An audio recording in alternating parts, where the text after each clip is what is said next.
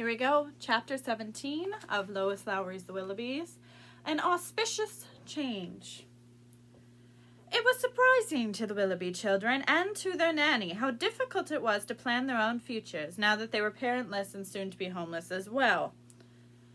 I think this would be easier if we were modern children, Tim said, but we are old-fashioned, so our choices are limited. Jane? Yes?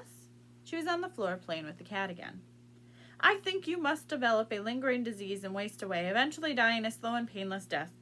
We will all gather around your deathbed, and you can murmur your last words like Beth and Little Women. Jane scowled. I don't want to, she said. Tim ignored that. Nanny? She was at the sink rinsing the plates on which they had served as souffle. She turned, wiped her hands on her apron, and looked at Tim curiously. Yes. You must renounce the world and enter a cloistered coven. We will visit once a year and talk through a grill. All but Jane, of course, because she will be tragically dead, cut off from the flower of her youth. I told you, I'm Presbyterian. We don't go to convents. Tim thought. Missionary work, then. Prepare to go to the darkest Africa and convert heathens. Nanny scowled and picked up a dish towel. What about us? The twins asked together. A and B, you must run away, join a circus. Toby Tyler did that, remember? We read that book? Yes, I liked it, and it was very old-fashioned. Toby was an orphan, very worthy, Barnaby A said. And his pet monkey died, finished Barnaby B. But we don't like the circus, Barnaby A said, except for occasional elephants. And we're allergic to hay, his brother pointed out. Old-fashioned children do not have allergies, Tim announced. If you don't like the running away to the circus idea, then you can build a raft and sail down the Mississippi like Huckleberry Finn. We can't swim, the twins wailed. That makes even more for an old-fashioned adventure. Now as for me...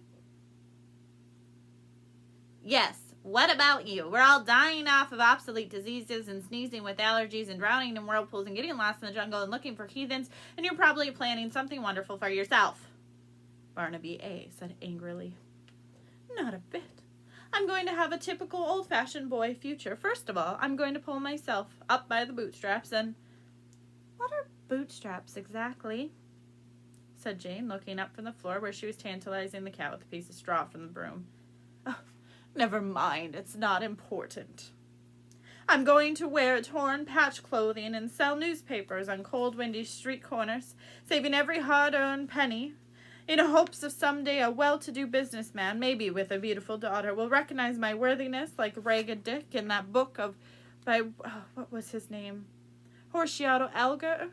Remember him? And a well-to-do businessman, repeated Nanny.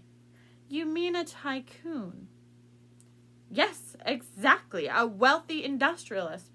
A benefactor. Pollyanna had a benefactor, Jane recalled. Not till the end of the book, though. Yes, said Tim. This will be like that, and he will... I have an idea, Nanny said, suddenly untying her apron. Tim scowled. You're always interrupting, Nanny. And what do you mean you have an idea? I've had a whole list of them. But we don't like your ideas, said Tim. She stood up, and the cat, startled, scurried out of the kitchen, pretending that it had planned all along to leave. What's your idea, Nanny? But Nanny had left the kitchen as well. She had retrieved her official dark blue nanny cape from the closet in the hall and flung it around herself, and was opening the front door. I'll be back in an hour, children, she called.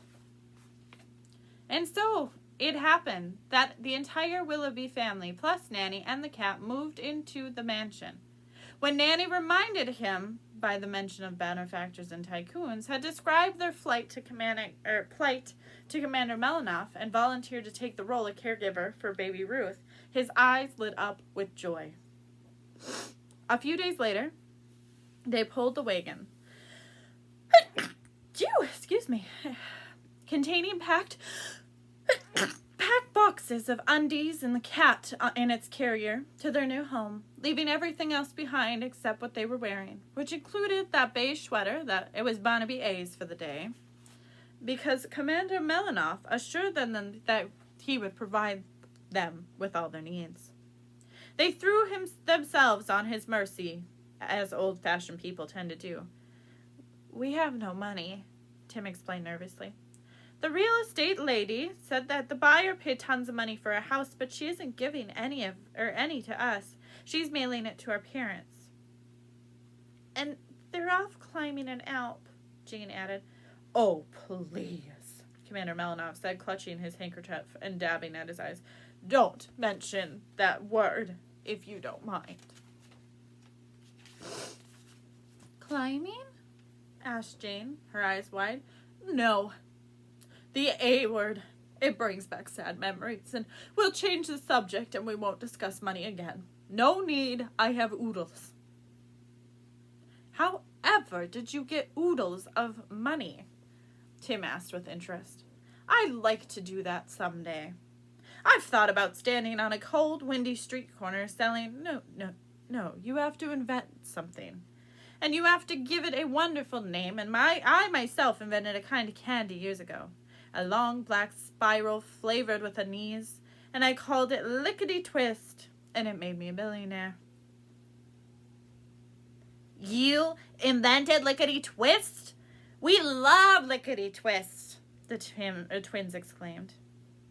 "Nanny won't let us have any of it, though," Jane pointed out. "No, we have to sneak it. She says it's bad for our teeth." Barnaby A opened his mouth wide. "I have a cavity, see?" "Oh, it's terrible for your teeth," Commander Melanoff agreed. "I never eat it myself, and when Ruth is old enough to chew well, I'll see that she only has apples and the occasional ginger cookie. Never will she have a Lickety Twist." "But what about the poor children who do eat it and rot their teeth?" Jane asked sadly. Commander sighed. This is how we billionaires exist. I am sad to say, cavat impetor. We profit on the misfortune of others." "But you do good," Jane reassured him sweetly, patting his hand. "You adopt babies." "And you also take in needy children," said Barnaby A. "And hire homeless nannies," added Barnaby B. "I do like Nanny," the commander said, his face brightening. "She's a handsome, competent woman. She takes my mind off my sorrows, and where is she, by the way?" He looked around. "Tending Ruth and making dinner," Tim told him. "A minute ago she did laundry and scrubbed the bathtubs." "What a wonder she is," murmured the commander. "She plans to wax the floors later. An absolute wonder. Does she have well, what I mean is she a married woman?" "Oh, no. She's an old-fashioned person, a spinster of little means," Tim explained. "Well-educated and of good reputation, but forced to go into domestic service because her father died in debt and left her penniless." Commander Melanoff sighed. "A familiar story like Jane Eyre. Well, let us hope, like most old-fashioned stories, that this one will have a happy ending."